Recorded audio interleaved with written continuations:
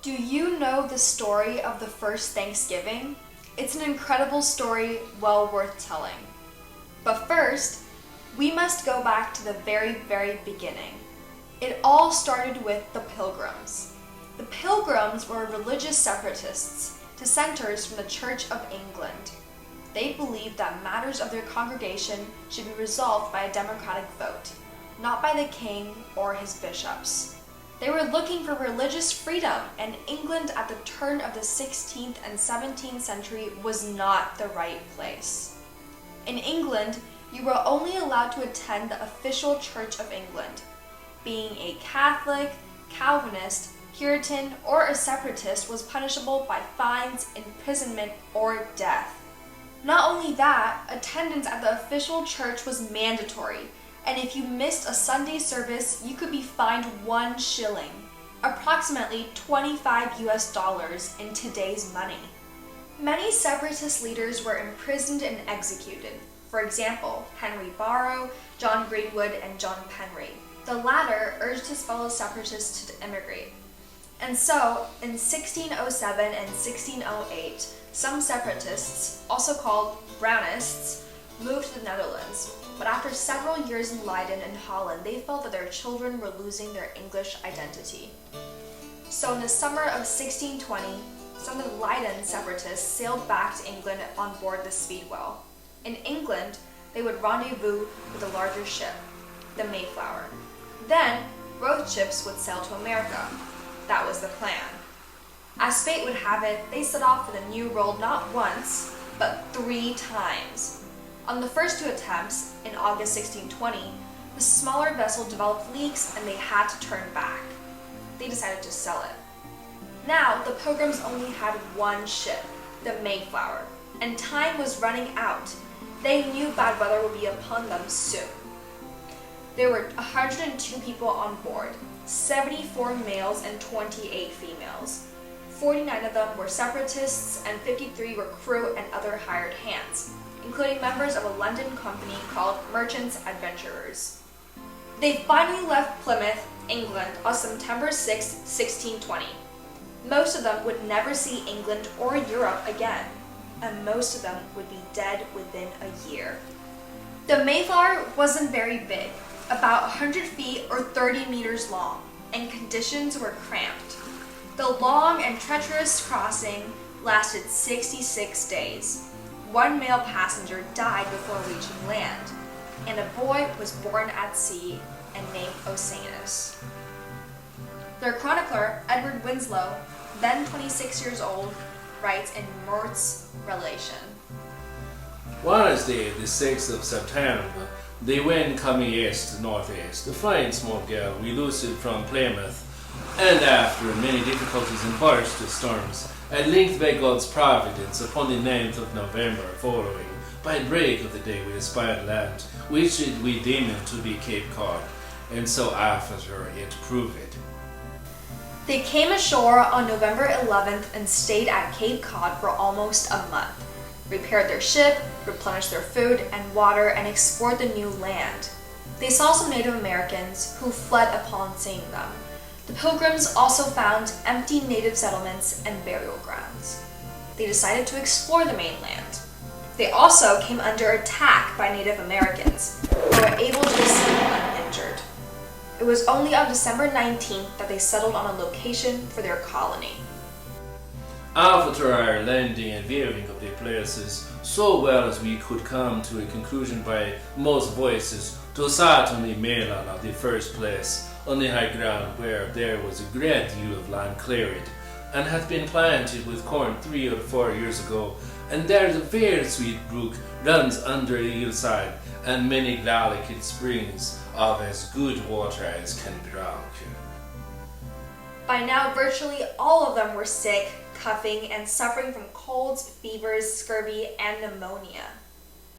The Pilgrims may also have been affected by leptospirosis, caused by Leptospira bacteria, spread by the urine of black rats. Black rats, native to Europe, came to the New World on European fishing trips. Their urine infected the freshwater supply in coastal communities of what we call New England. And as Native Americans had no immunity against the bacteria, they were dying in droves. The Wampanoag Nation, whom the Pilgrims were about to meet, had lost about 2/3 of their population to leptospirosis between 1616 to 1619. And their coastal community of Patuxet was completely wiped out in the plague. The sole survivor was a man who had been abducted by an English captain and sold into slavery in Europe. But the Pilgrims did not know that. They chose Patuxet for their new home and would call it Plymouth. They decided to settle at that very same spot and drink the very same water. According to William Bradford, the author of another Plymouth Chronicle of Plymouth Plantation, the worst time came in January and February. By then, quote, of 100 and odd persons, scarce 50 remained, and there was but 6 or 7 who had to take care of everybody else. Made them fires, fed them, washed them, and did their laundry. During the winter, the Mayflower must have looked like a hospital ship. But the English had one advantage over the Native Americans: beer. Having beer meant you didn't have to drink water, and the Pilgrims drank a lot of beer. Their allowance was 1 gallon of beer per person per day. That's right, 8 pints of beer every day. But 400 years ago, water was very unsafe to drink, especially at a place like Patuxet. There were no antibiotics, and if you drank contaminated water and ended up with diarrhea, dysentery, or leptospirosis, you could easily die. So, the Pilgrims drank beer like water, but it probably saved their lives. They made their own beer too, very likely spruce beer and pumpkin beer, fruit beer and cock ale, very popular in England at the time. They also drank liquor, which they called strong water. Still, their first year in America was desperate. At least 55 of our 102 heroes died. According to Winslow, most of the survivors were men and children. Only 4 women survived, so most of the kids were now without their mothers. But by spring of 1621, things started to get better. The weather improved, and on Friday, March 16th, they were visited by a friendly Native American, Samson, who, in Winslow's words, saluted us in English and bade us welcome, for he had learned some broken English amongst the Englishmen that came to fish at Mourt. He was stark naked, only a lather about his waist, with a fringe about his span long. He was a tall and straight man, and the hair of his had black, long behind, only short below, none of his face at all. He asked some beer, but we gave him strong water and biscuit and butter and cheese and pudding and a piece of mallard, all of which he liked well. He told us the place where we live now is called Patuxet, and that about 4 years ago all of the inhabitants died of an extraordinary plague. Samson left that Saturday morning and came back on Sunday. And brought with him 5 other tall proper men. They had every man a deer skin on him, and the principal of them had a wildcat skin, or such like on the one arm. They had most of them long hosen up to their groins. No hair or very little on their faces, on their heads long hair to their shoulders. They did eat liberally of our English victuals. They made semblance unto us of friendship and amity. Thursday, this 22nd of March, was a very far form day. Samoset came again, and Squanto, the only native of Patuxet, where we now inhabit, was one of the 20 captains that by hunt were carried away, and had been in England, with 3 others, and signified unto us that their great Sagamore Massasoit was hard by, with Quatikinda his brother, and all their men. After an hour the king came to the top of Vale over against us, and had in his train 60 men, that we could well behold them, and they us. That very day, the Pilgrims concluded a peace treaty with the Massasoit, or Wampanoags. Both parties were to aid one another in case they were attacked. That treaty would hold for 40 years. Trade flourished, and the settlers obtained seeds and learned what to plant. Squanto, who had been kidnapped into slavery by the English but then saved, baptized Catholic, and then set free in Spain, came to live in Plymouth, became their guide and interpreter, and taught the Pilgrims how to plant corn and other native crops. For their part, the Pilgrims helped King Massasoit against the Narragansett, effectively saving both his life and the kingdom's. At the end of the summer, the Pilgrims organized a big party, a harvest festival. To this day, nobody knows exactly whether it happened in September, October, or in November. Our harvest being gotten in, our governor sent 4 men on fowling.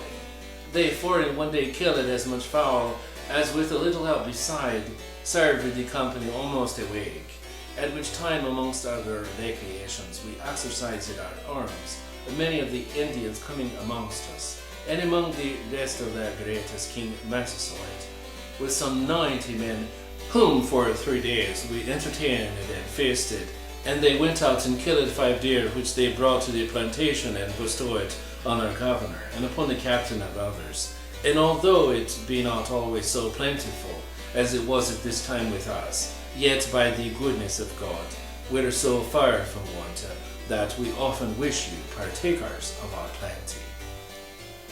So, what exactly did the Pilgrims and the Wampanoags eat and drink during that 3-day-long harvest festival back in 1621? Some of the items are pretty obvious. They had a lot of corn, barley, venison, and fowl. Corn and barley would probably mean corn soup, corn bread, or fried cornbread, and also beer and strong water, meaning liquor. Venison would mean roast, boiled, and smoked meat and stew, and possibly meat pies. Fowl would almost certainly include mallard duck and wild turkey, mentioned in Bradford's Chronicle. We can also assume they would have various kinds of fish, such as cod and bass, mentioned by Bradford, eel, clams, perhaps oysters, and probably fish soup, clam chowder, and oyster stew. But that's not all. Immediately after describing the party, Winslow goes on to praise their new homeland and says they also have a lot of lobster. And besides that, fowl, mussels, and oysters traded by the Indians. As for fruit, they have Grape is white and red and very sweet and strong also. Strawberries, gooseberries, raspberries, etc. Plums of 3 sorts, with black and red being almost as good as the damson. So, lobster was also likely on the menu, and a variety of fruit. Probably also fruit juice, not to mention jam, preserves, possibly even some kind of fruit liquor or fruit beer.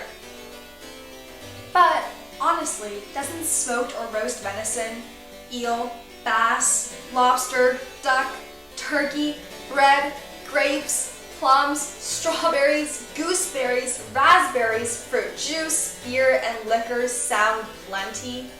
It sounds like an extraordinary feast. A feast to be remembered through the ages. So, God bless, and happy Thanksgiving! Oh, and by the way, personally, I'd probably skip that cocktail.